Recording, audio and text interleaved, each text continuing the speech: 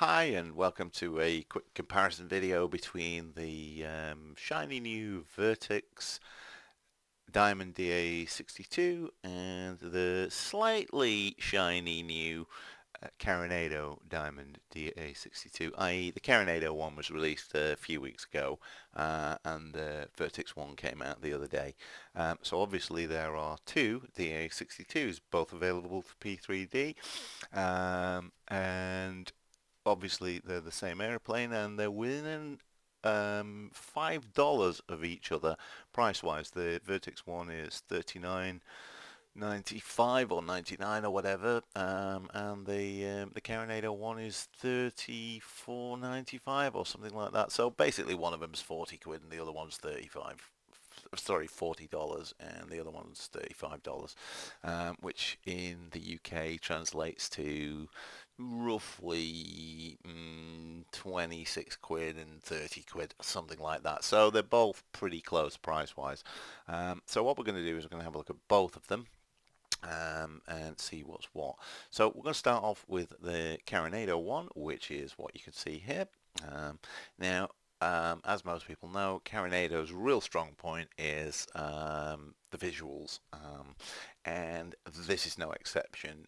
It's a very, very pretty model, great texturing, nicely done, and in some respects it's slightly more accurate than the Vertex one too. For example, and you don't have to say my word for that, you can compare this with the photograph yourself, but I'll show you what I'm talking about here. What I'll do is I'll tilt the view down there. Um, and what we're looking at here is we're looking at the angle that the nose gear is raked at. You'll notice that it's raked slightly forward on the DA62, which it is on the real thing as well. Now, if you take a look at a photograph of the real thing, you'll see that Carenado have got the angle pretty much spot on there.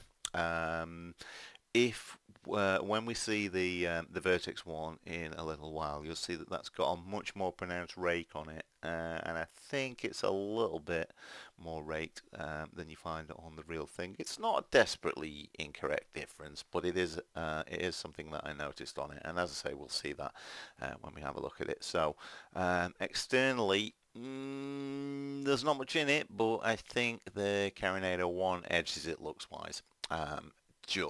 However, having said that, I do think that there are some aspects to the Vertex one which we will see that are a little bit nicer. I think they've got the texturing, as in the specular stuff and the reflectivity. I do think they've got a little bit better on the Vertex one, and I'll show you what I mean when we have a look at that. So keep in mind that when I zoom in on this, have a look at how the glass of the cockpit appears there. Now, just keep that in mind, and then when we look at the Vertex one, you'll see the difference. You'll see that the Vertex one's a little bit better, and you'll see that the Vertex one has better reflections on the wing as well. So just sort of like take a mental photograph of that, and we'll see it in a little while. So let's go and have a look inside the thing. So here we are inside. Now, again, inside, the Carenado one does not disappoint. Very, very pretty indeed.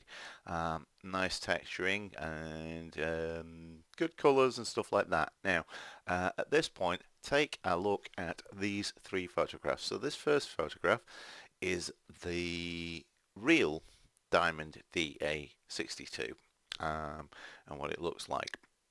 And then this photograph is the Carenado DA62, and this photograph is the Vertex DA62.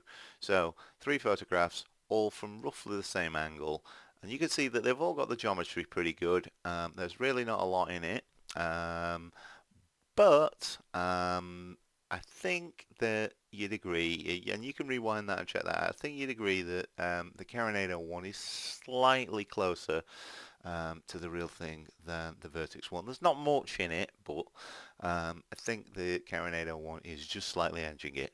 Anyway, back on the sim and having a look at this, the things that make me think that are, for example, this material on the headlining here. I think Carenado have got that a little bit more like the real thing. Not much in it, but I think they have.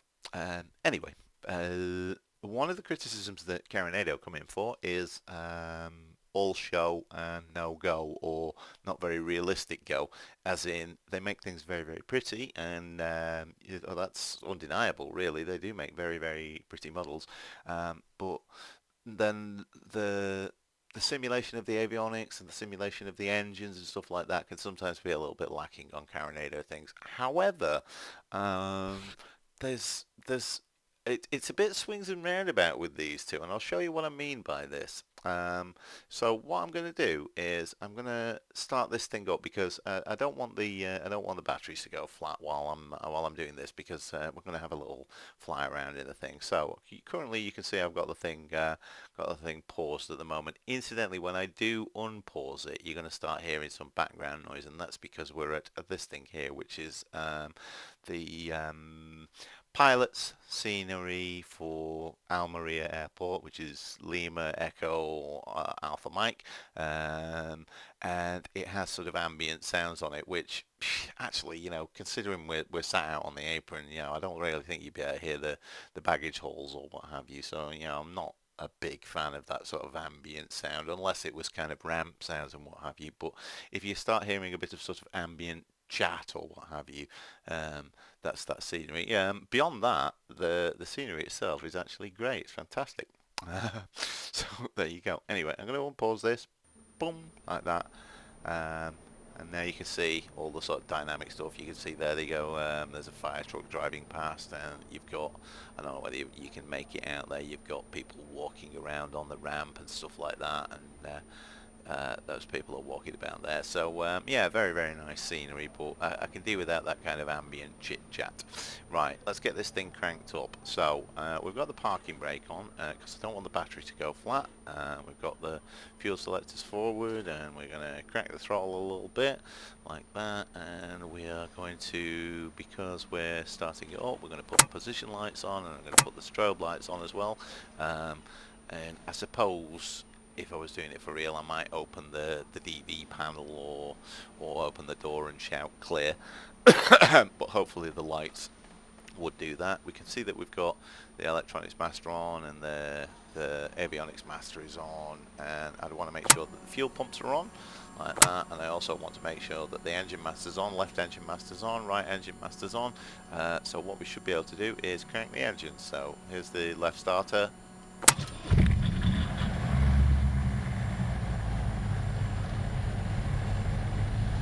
Get that thing started up,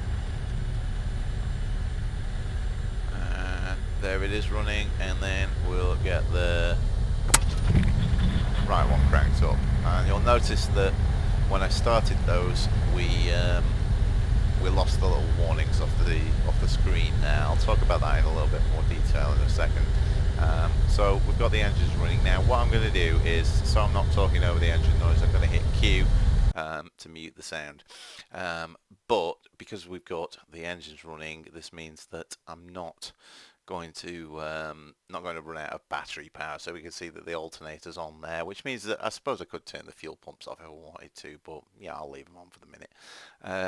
Now then, you'll notice, or you might have noticed, that the little warnings disappeared off there. So the avionics on the Carenado DA62 do show warnings, but they're not quite as dynamic as the ones on the Vertex one, and we'll see that when we have a look at that. There's this little button here, and it doesn't really do a lot on the Carenado one, whereas what you'll find is that accesses the warnings and allows you to cancel them and all that kind of stuff on the Vertex one. And one thing I will show you that with, which is another thing that isn't quite as accurate on the Carenado one, is this thing back here. These things, the auxiliary pumps. Now, if you know anything about the real DA62, what you might know about it is that it has essentially it has four fuel tanks. It's got a left fuel tank and a right fuel tank that feed the left and right engines. But what it has is it has a left auxiliary tank and a right auxiliary tank as well. And the auxiliary tanks cannot feed the engines directly. What you have to do is, as the main left and right tanks start emptying out, what you have to do is you have to put the auxiliary pumps on, and what that does is it transfers fuel from the auxiliary tanks into the main tanks so that they can then feed the engine. So it's one of those things that you got to watch out for when you're flying both this aircraft and its little sister, the DA62. And that is something that doesn't work on the Carenado 1. Whether or not it's a bug that they're going to patch is another matter entirely, but currently it doesn't work. So those auxiliary pumps on there, if you put those on when your main tanks were a little bit, let's say your main tanks were down to, I don't know, 30% or something like that, but you had fuel in your auxiliary tanks, if you put those things on the real DA62, you would be getting a little warning flag coming up here that would be telling you that it's transferring fuel, and you'd be able to have a look at that by clicking this thing here, and you can see that it's not really doing anything there. Now, it doesn't matter whether it's showing the annunciation for it, the system itself doesn't work on the Carenado 1. It's not a total showstopper, but it is something that they could do with patching. So there you go. Anyway, that's one of the significant, or rather noticeable, differences on the Carenado 1 to the Vertex 1. In terms of the avionics, one of the big things about the DA62 and indeed the DA42, which is the slightly smaller diamond twin, that's the 62 is a 7-seater. And the 42 is basically a 4-seater. So the DA62 is just basically a big version of the DA42. But both of them have the excuse me, have the Garmin G1000 avionics system installed. Now, the G1000 is a very, very sophisticated bit of gear, and if we click this thing here, you can see that essentially what it is it's a GPS system that will allow you to put flight plans in and all that kind of stuff. And whilst this is a sort of reasonably good lookalike for the G1000 that you get on the Carenado DA62, it is quite limited in its functionality. It will let you stick flight plans in, it will let you use an autopilot to follow those flight plans, but one of the things that it won't do is it won't load flight plans. You have to put them in on the fly, which is a bit annoying. You can load them on the Vertex 1 from external flight planners, so that's a slight difference between them. Another thing that you can't do on this basically look-alike of a G1000 is on the real Garmin G1000 you can customize it a lot.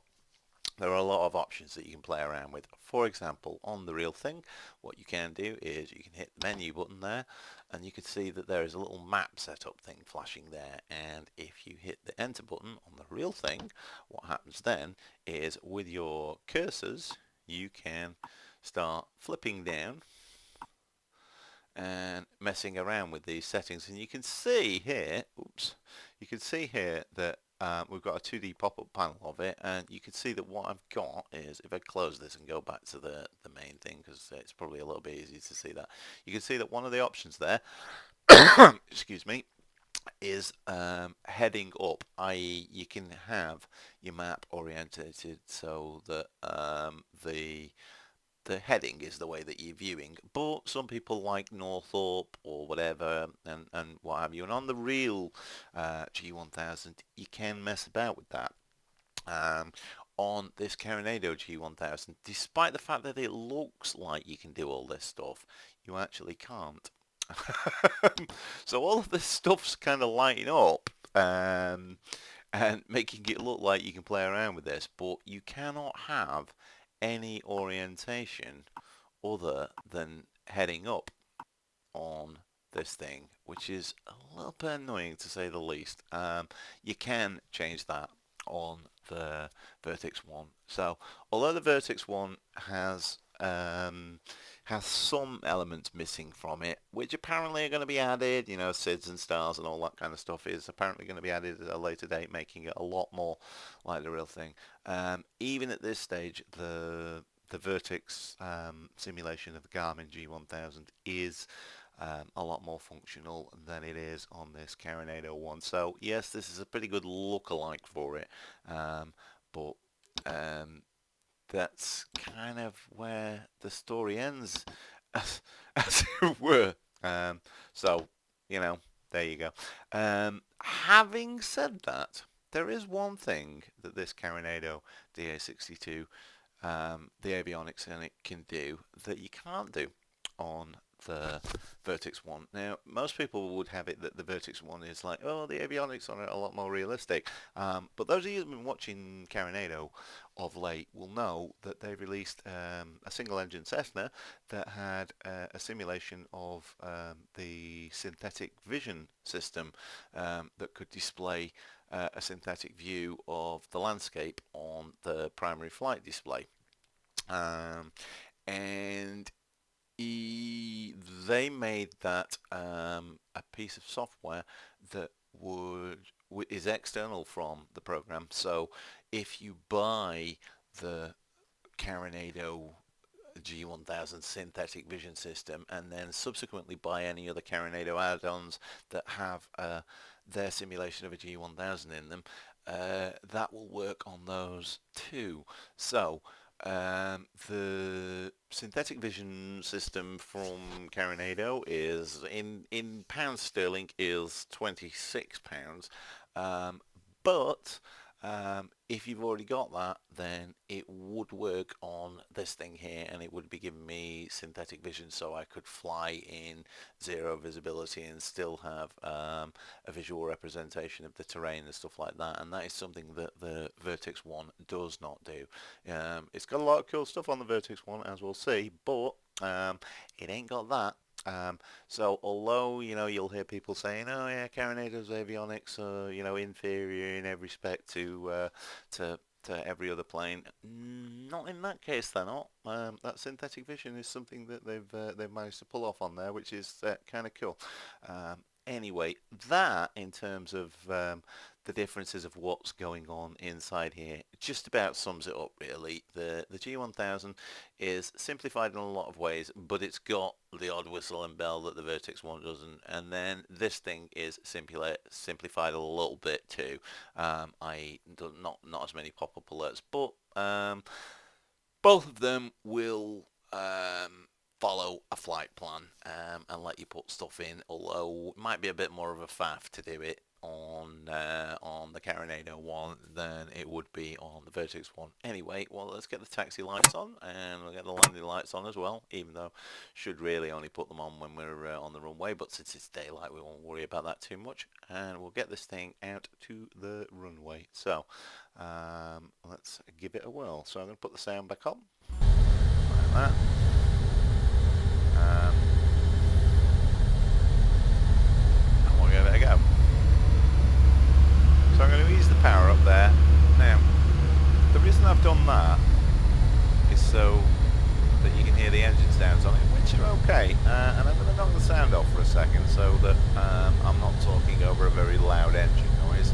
But you'll notice that it didn't take a lot of throttle for me to get this thing moving. And we'll see when we get the Vertex DA62 up and running. You have to give that quite a lot of power to get it rolling. So there's a slight difference on kind of like the way that sort of weight and ground friction is modelled, and that's kind of the first thing that you notice that's a difference between the two. The Carenado one gets rolling a little bit faster. Personally, I think the Vertex one is a little bit nicer to drive around on the ground. There's not much in it, but I think that the Vertex one edges it on that. So you can see that in some respects the Carenado one's nice, and in some respects the Vertex one's nice. But yeah, in a lot of respects it's kind of on us even. I think what really separates them is when you get them in the air.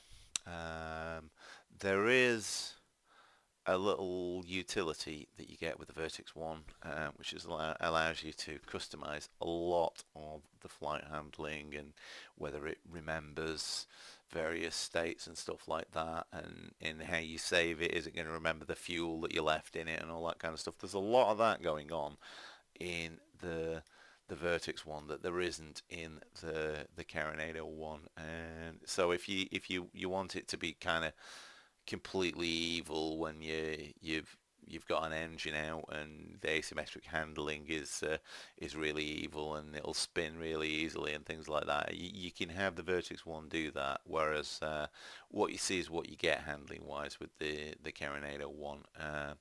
And so if you like your kind of realistic flight models and you like to sort of tweak it to your satisfaction so it matches your controllers, I don't know if you've got like rudder pedals and joysticks and all that kind of stuff, then you're probably going to like that aspect of the Vertex one a little bit more than you are with this Carenado one. So of the two, flight model wise, I think um, the the Vertex one edges it. Although having said that, um, I don't think the Carenado one flies badly. I don't think it's it's got a terrible flight model or anything like that. You know what I mean? It's just the Vertex has got a better one, but it's not dreadful on the Carenado one. Now, if we could take it on the external view there, um, there's another plus point to the Carenado one. Um, though to be fair, that's probably true of the Vertex one as well. The navigation lights. Anyone who knows me will know that one of the things that I personally absolutely hate on flight simulator models is where they make the navigation lights really really dim. It's like navigation lights are really really bright. You're meant to be able to see them. And they're pretty good on this. Color's good. Um, and they're about the right brightness. That looks pretty much like what I'm used to seeing when I see nav lights on an aeroplane in daylight. They are kind of like looking that bright. Yeah, you can see there, no problem with uh, frame rates or anything like that. Although have a look at this. Yep, I'm going to zoom in on this, and you can see that if you look at the primary flight display there, you can see that is purely a texture. It's not dynamic. I'm rolling this thing and we're getting no horizon change there and no sort of like map change or anything like that. We just got a bit of a texture in there like that. Whereas actually if I go back in the cockpit, you'd be seeing that horizon roll on that primary flight display there. Now, it does that in the Carenado one, and it does it in the Vertex one as well. Both of them have simplified textures of the cockpit when you see them from the external view. However, what I will say is that as I move around there, I'm not really getting any graphic anomalies with that.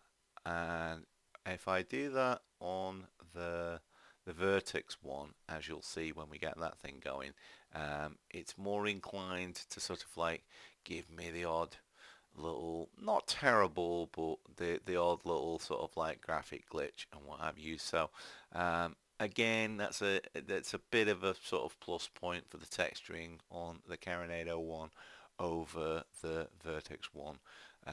Like I say, there are some plus points to the Vertex one, but there are some plus points to the Carenado one, and that is one of them. Remember what I said though. have a look at these reflections on the wing when we have a look at the Vertex 1, and certainly when we have a look at the reflections on the window, you'll see that in those respects, the Vertex 1 is certainly the winner on those. Now, you heard a little bleeping sound kick in there, and that's because what I did was I chopped the throttle like a lot of aeroplanes. The DA62 and the DA42 has a little warning alert if you close the throttle and you don't have the flaps and gear down. So what I was doing was I was trying to lose a little bit of speed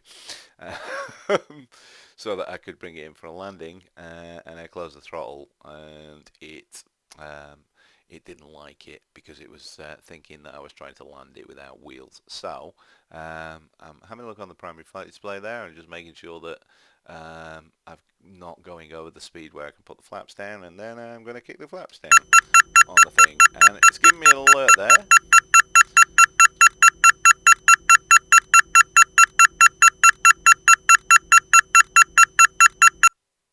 Which stops there the moment the gear locks down, because the it would be alerting me that you're trying to land without landing gear. You'll notice that it doesn't just sort of like pop the gear down and give you three greens immediately. It does kind of do it nicely. There's a little unsafe light, and the nose gear comes down a little bit slower and stuff like that. So yeah, that's okay. So I'm pulling this thing away from there, and let's have a look on the external view, and you can see there I've got the gear down and we're whizzing along there like that, and we're pretty good for a long final into the runway there. So what I'll do is I'll turn the thing and I'll bring it in for a landing. Now one thing I will do though is chop one of the engines. Because this is another difference between the two. Another thing probably worth noticing here is the animation of the propellers.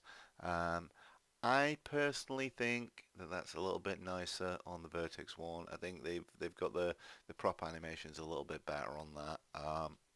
Matter of opinion in some respects, but I think they've got it a little bit better on the Vertex 1. Anyway, kicking back into the cockpit, what I'm going to do is I'm going to kick one of the engines off, and the easiest way to do that is chop it there like that, and I will lose one of the engines when I do that. Now then,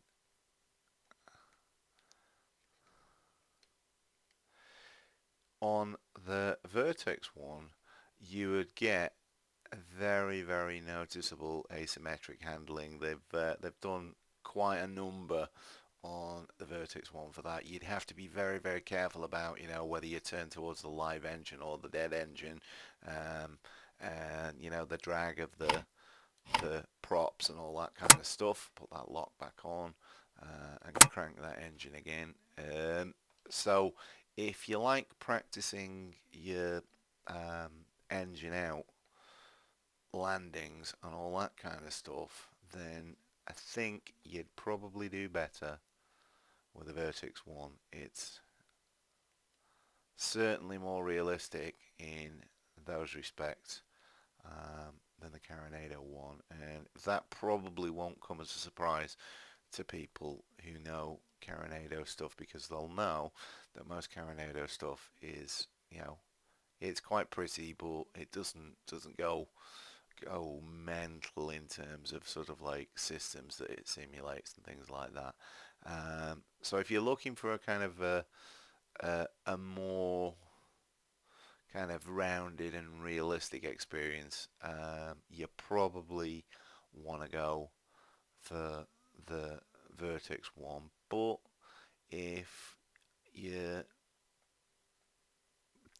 if you aren't too bothered about, you know, how realistic the sort of like ins and outs of the G1000 are, and you'd prefer to have the eye candy of synthetic vision, on a DA62, then the Carenado one might actually be your preference. So it's not quite as clear cut a difference as probably some people would have you believe. I mean, personally, if I could only pick one of them, since I'm not particularly bothered about synthetic vision, um, I would go for the Vertex one, simply because of the more realistic handling, and I'd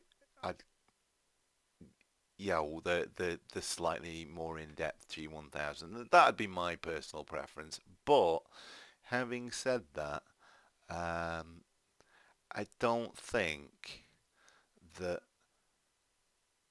anyone who tries this Carenado one, even if they've got that Vertex one, and even if they're a strong advocate of the Vertex one, and and all the stuff that the developers of that have done before, all that kind of relay stuff and what have you.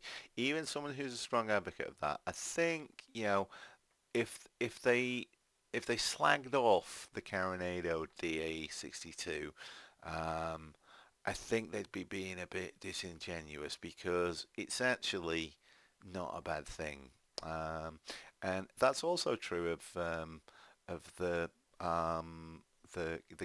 well, I say Carenado, but it's actually Alabao, but we know that Carenado and Alabao is the same thing. The DA42 that is under the Alabao banner. So, yeah, what I'd be tempted to do, you know, is, if you haven't got all of them, because I have got all of them. I've got the Vertex one and the Carenado one, and I've got the Alabao DA42. But if you only wanted one DA62 and you kind of like the sort of Carenado eye candy experience as well, then you could always go for the DA42. Um, and you sort of get the you know two bites of the cherry, if you will, off that. Now, having said that, I honestly don't know whether the Carenado synthetic vision system works on the Alabao DA42. I don't know that. You know, I suspect it might. Should put my flaps up there since I'm taxiing in. You get shouted at for jamming up the flaps. But even if it doesn't, then I have to be honest that the the Alabao DA42 is a very nice thing. Those of you that messed around with Dovetail sort of stillborn flight sim world will know um, that the Alabao DA42 was one of the default planes in it. And it was very nice, and especially it was very nice because Flight Sim World had PBR textures, but of course now we're getting those in P3D in the version 4.4, which incidentally is the version of P3D that I'm using here. So there you go. But yeah, not to sort of like slag off Carenado as much as it's kind of trendy to do. I mean, I know it's sort of like seen as a bit cool to be slagging them off and going, oh no, they're terrible and all this sort of thing. And I don't think they're as bad as some people would have you believe. Don't get me wrong, I mean, I've got my issues with them. And I do wish that they'd patch things a little bit quicker. But as you can see, this thing, it's quite pretty. It does the job. And if you like, if you want a DA62 that's got synthetic vision, it's the one to have. So there you go. Anyway, let's have a look at the Vertex one. So here we go. This is the Vertx, or Vertex, depending on how you want to pronounce it, DA62.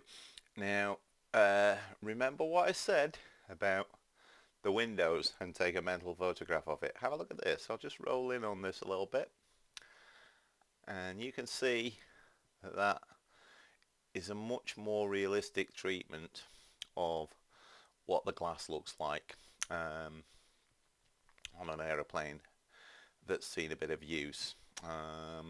And again, the reflections on the wings are a little bit better. You can see a little bit of the engine being reflected there, and you can see some of the terrain and what have you. So slightly nicer reflections, I think, on the Vertex one. So yes, Carenado do very nice models and very pretty texturing, but this is no slouch. It's very, very nice. Remember also what I said about, I'll swing it around the other side. Remember also what I said about the nose wheel. You can see it's a bit more raked on the Vertex one. Now, I'll leave it up to you to go and look at some photographs of the real thing, but I think they've got that a little bit too raked. You can, you know, make your own decision about that, but I think it's perhaps a little bit too raked. You can see, again, they've done a nice job on the nav lights, good colour, nice and bright. So full marks to both of them for doing the nav lights properly. God, I hate dim nav lights on things.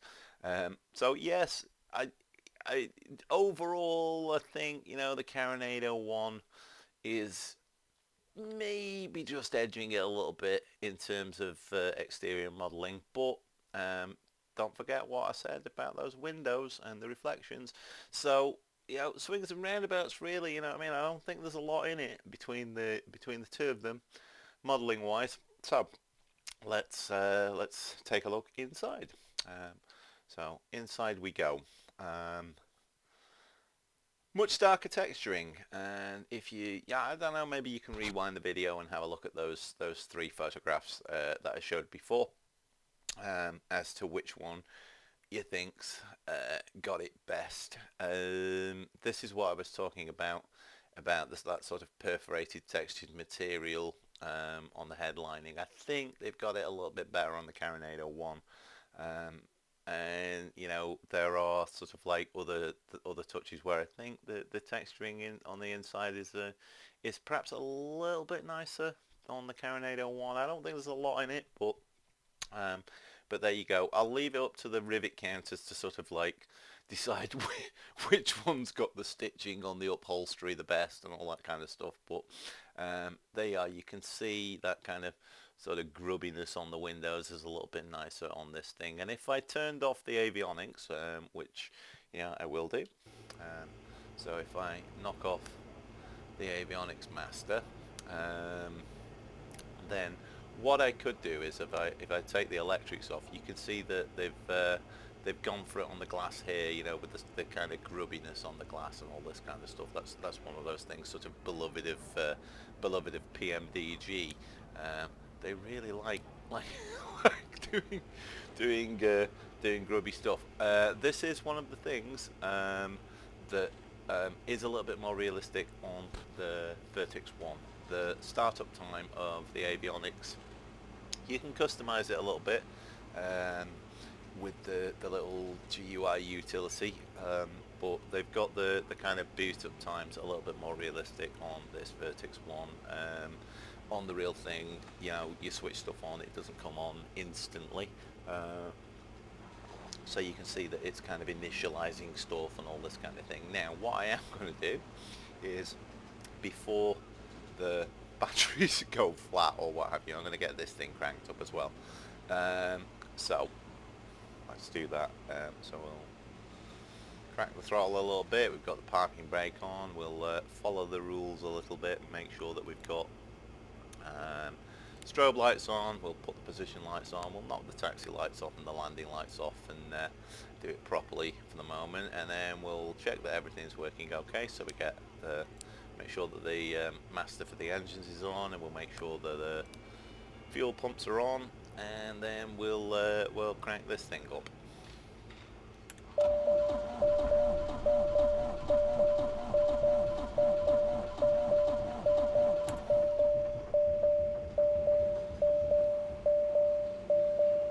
you can see that, not quite as easy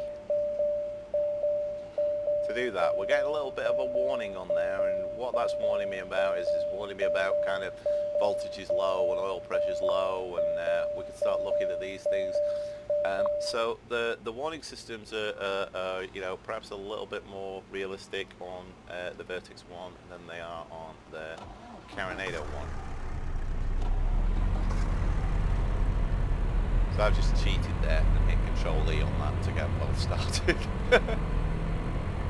So Control E does work on it, but if you like all your kind of realistic stuff, this Vertex one is doing a little bit more of the alert stuff, and I'll give you an example of that. You'll remember that I mentioned that I'll knock the sound off so I'm not talking over the sound of the engines. You remember that I mentioned that the auxiliary fuel system works on this thing here. So if I put the auxiliary pumps on like that and click those, we'll see that we get an alert, and it says there left auxiliary pump is on, left fuel transfer from the auxiliary engines is in auxiliary tanks is in progress. There it's giving us that advisory information. So there's a little bit more going on avionics wise on the Vertex 1, and it's a little bit more realistic, and that system does actually work. Shouldn't really be doing that when the main tanks are full. If you actually look in the handbook for the aeroplane, it tells you when you should be doing that. You have to let the fuel drop to a certain level before you start making that. You'll notice that because I've turned that off, we've got no alert on there, and I can close that and clear that if I want to. So a little bit more going on with in terms of sort of like how it monitors systems and what alerts it gives you.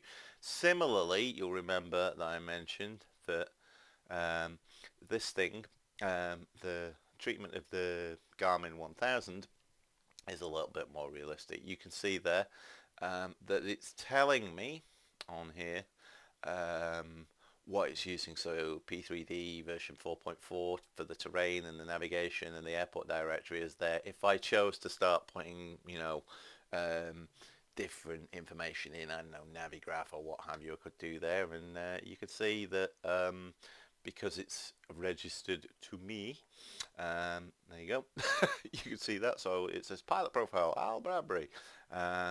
That is kind of related to what I did with the little GUI thing that pops up when you install it, but you can get back to it and mess around with it and say, oh yeah, I want it to be really evil when it spins, and I want it to remember what fuel I left in the thing when I parked it and all that kind of stuff. So if you like all that kind of realistic stuff, there's a little bit more of that goes on. If I have a look at this, you'll remember that so I'll click that so that we get on the map. Same thing, all of the same stuff. Like, do you want terrain on? Do you want airways displaying and all this kind of stuff?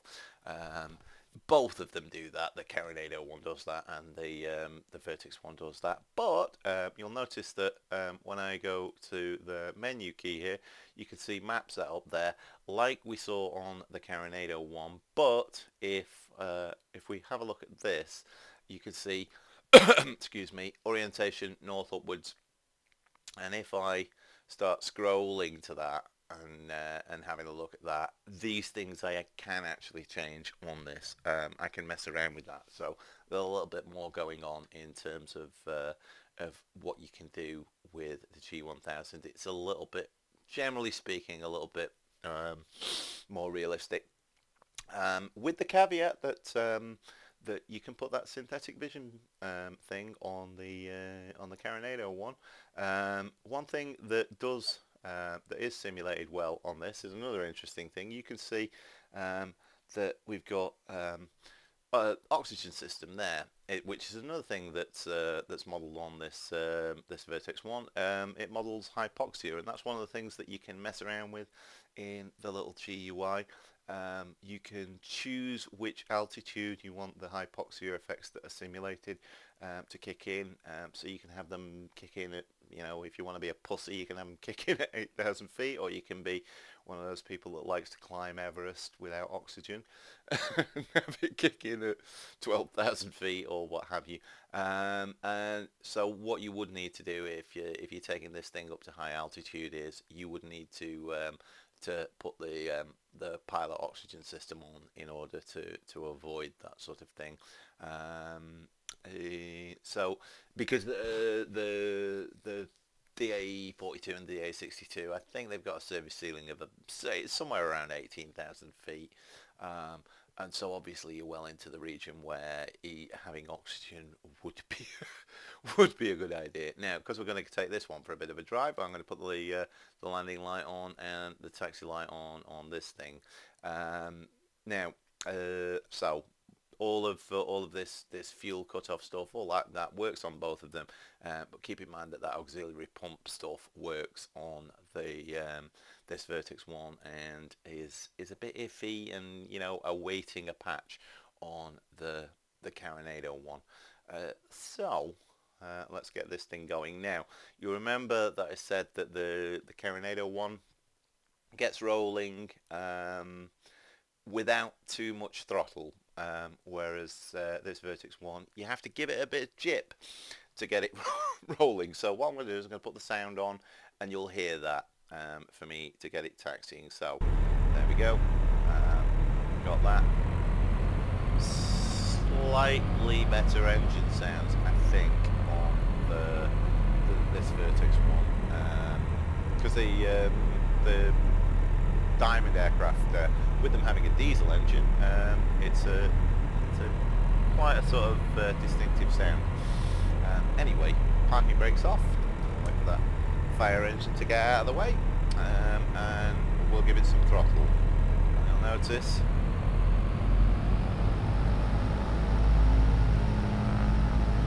Throttle there, and a bit more, and a bit more, and I actually had to give it quite a lot of throttle to get rolling. Now then.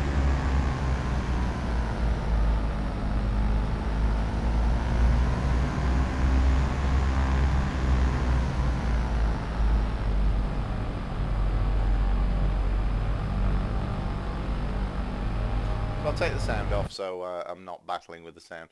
Those of you that are familiar with the real aircraft will know that the diesel engines, they have some quirks. They're not like not like a sort of turbine lag or what have you, but they do have a little bit of sort of kind of not instantaneous throttle response and all this kind of stuff.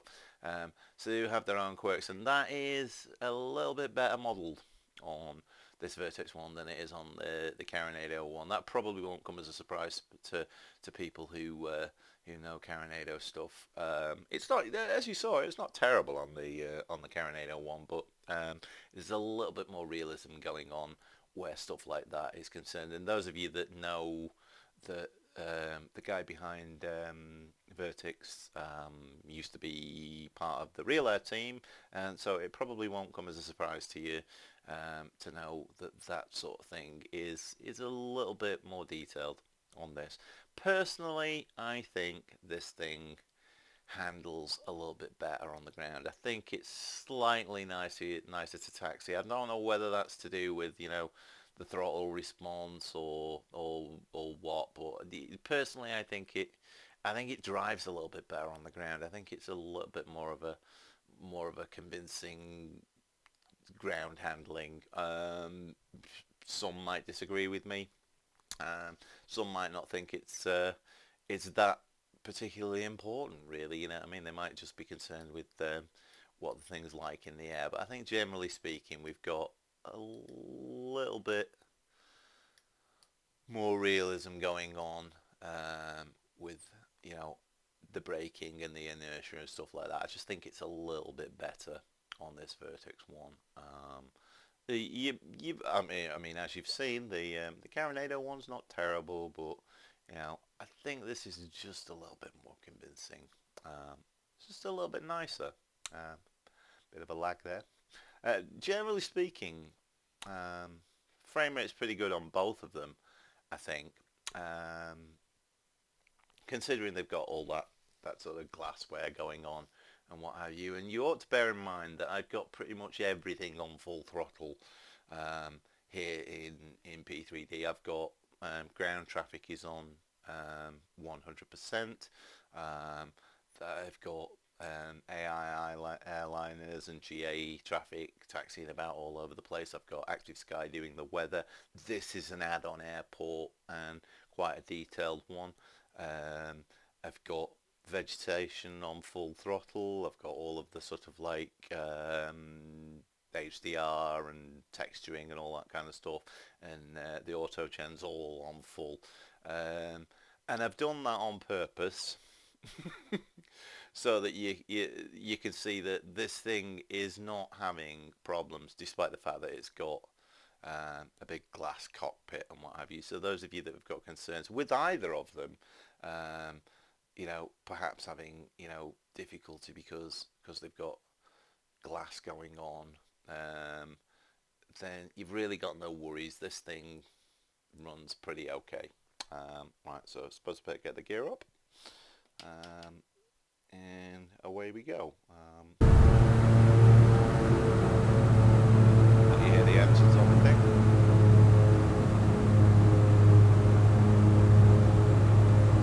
Now, so here's that thing merrily flying away.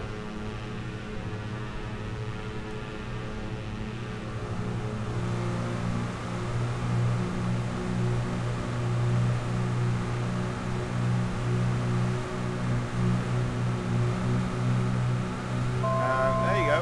Just in case you didn't believe me, in the distance there you can see that I've got the traffic on full throttle. That is not as busy as the real road. If anyone's ever been to Almeria, I don't think you see that much traffic on that road for real. But there you go. It's not having any problems with frame rates and all that. That's photorealistic terrain and a big payware add-on airport in the distance there. Alright, granted it's not the world's busiest airport, but it is a payware airport.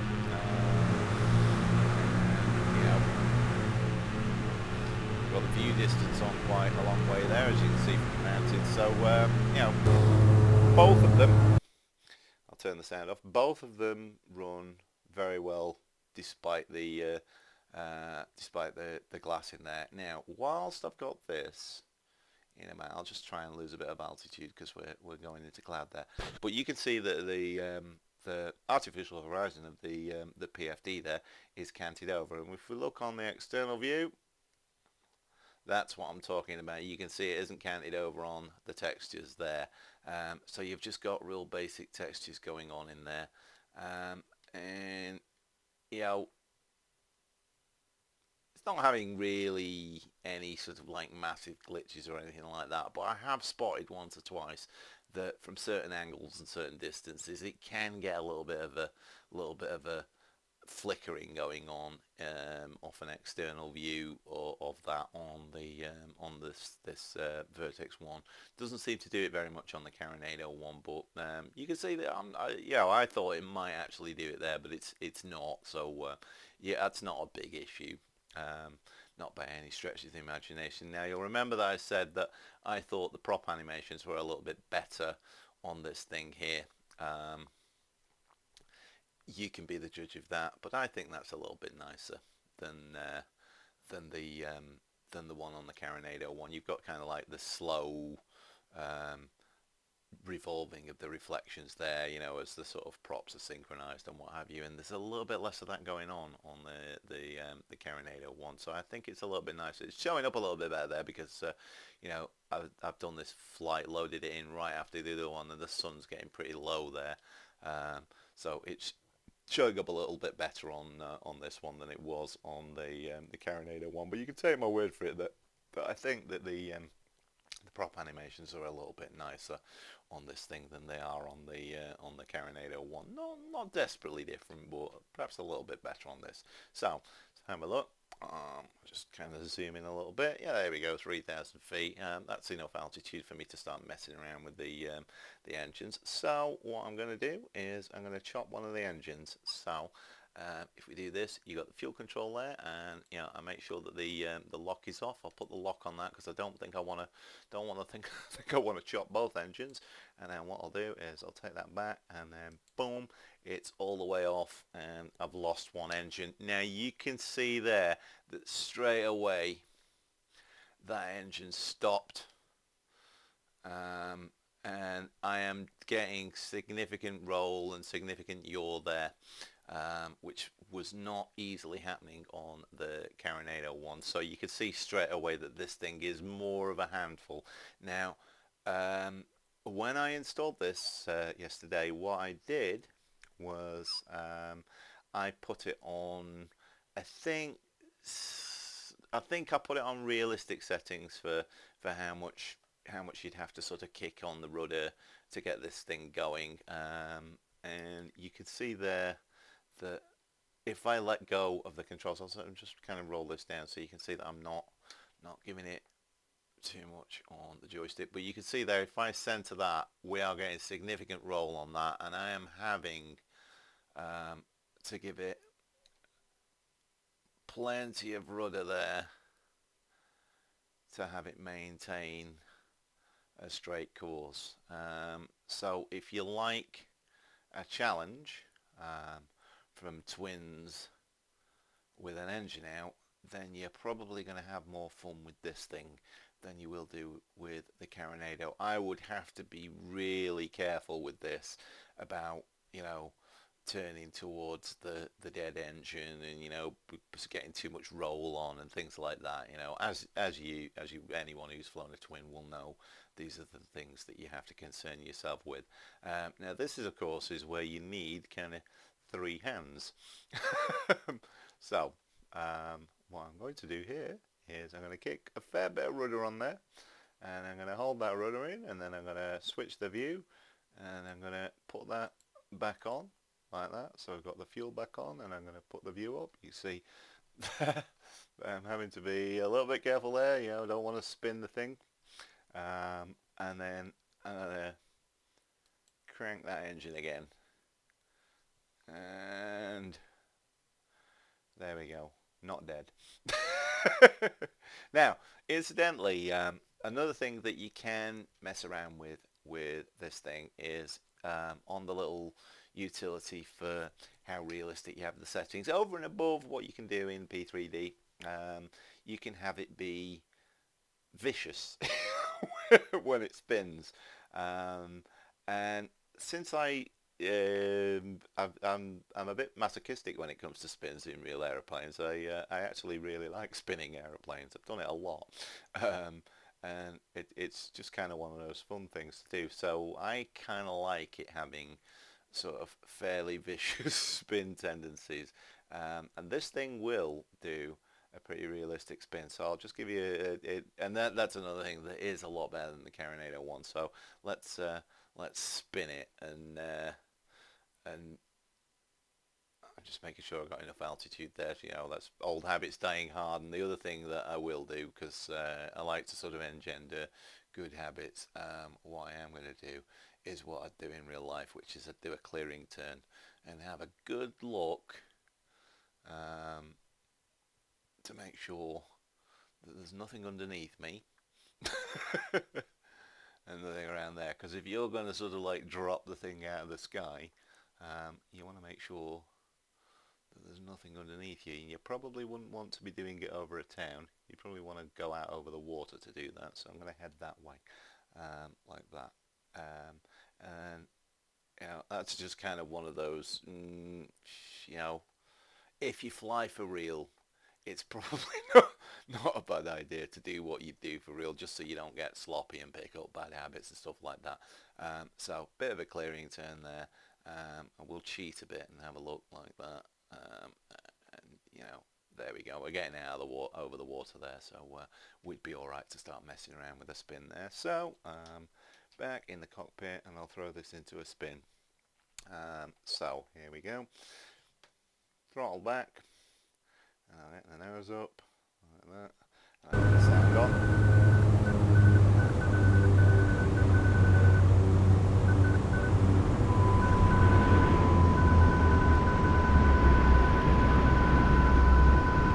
That gets a fairly vicious break into a spin.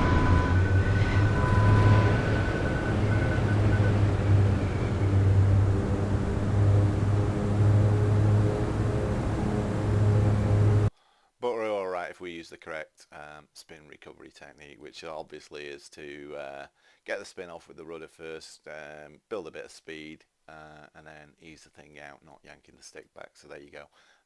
It does do a nice spin, which is cool.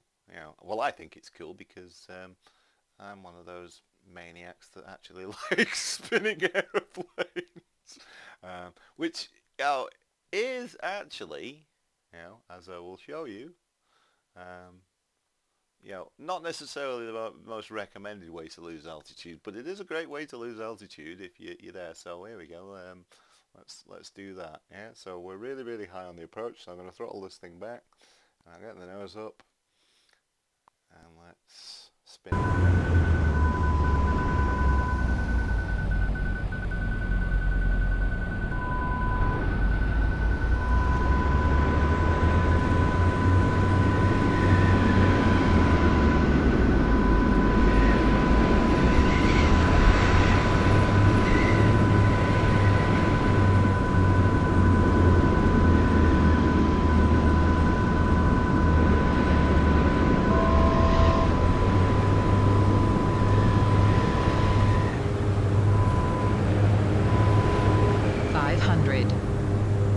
There you go. Now then, what you'll notice there, I'll turn the sound off again. What you'll notice there is that if you put too much rudder in for the recovery, then as in real life, what it would do is if you don't get the rudder off quick enough, what you'll do is you'll overcook it and put it into a spin the other way. And if you've got any back elevator on the thing, when you do that, then it's going to start dropping like a stone. And there you can see that I got down to a pretty good approach height there of about 1,000 feet from what was it, 4,000 feet, something like that. So you can see that thing does do a really good spin. So there you are, nicely configured for the landing. Got full flaps on, and I'll bring this thing in.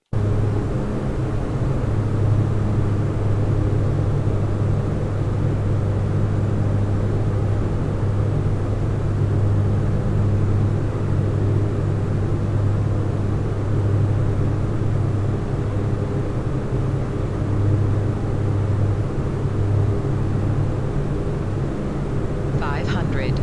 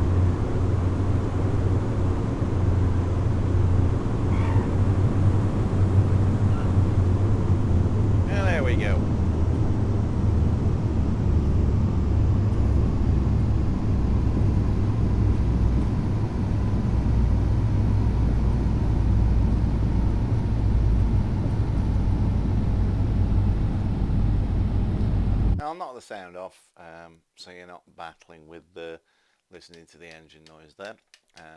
And if you can hear some clicking, that's me taking the flaps off, because that's another habit of mine, to not want to be shouted at for taxiing with your flaps down. There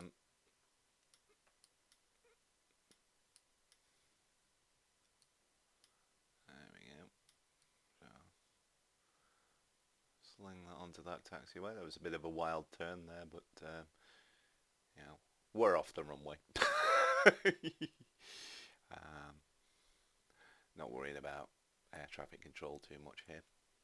So here we go.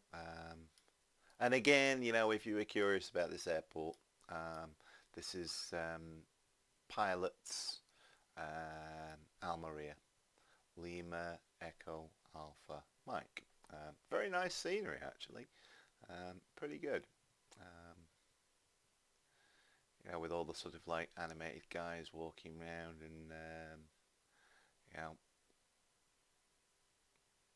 I'm not sure whether that Ryanair 737 there is part of the scenery, or whether it's Traffic Global.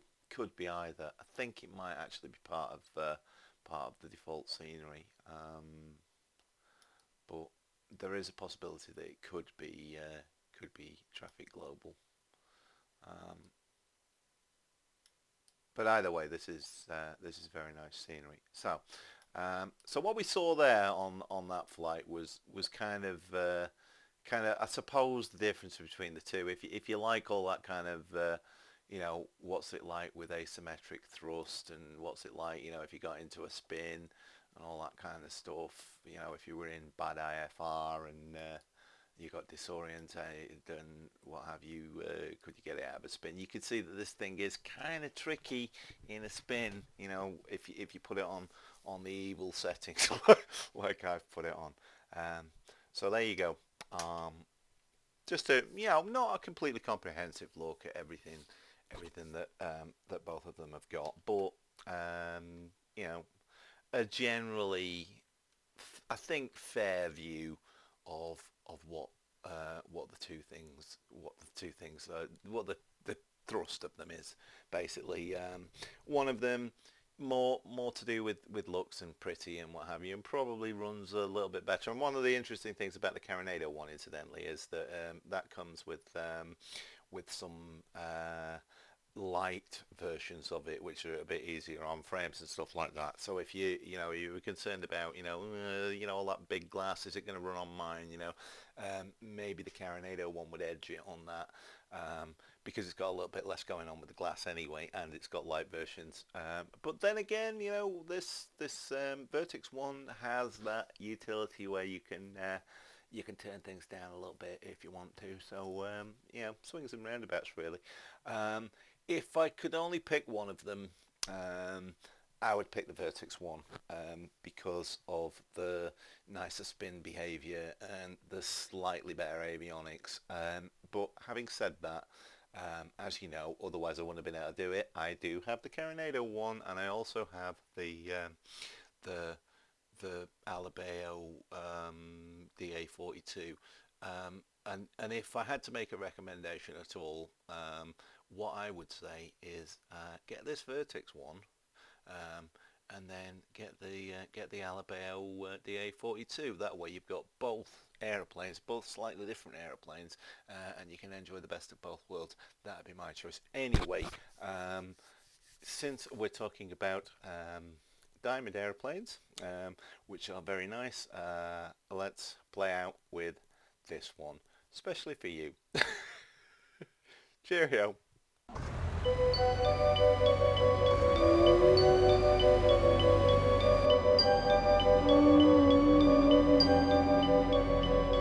Diamonds are forever. They are all I need to please me. They can stimulate and tease me. They won't leave in the night. I've no fear that they might desert me. Diamonds are forever. Hold one up and then caress it. Touch it, stroke it and undress it. I can see every part, nothing hides in the heart to hurt me. I don't need love, for what good will love do me? Diamonds never lie to me, for when love's gone, they'll last on. Diamonds are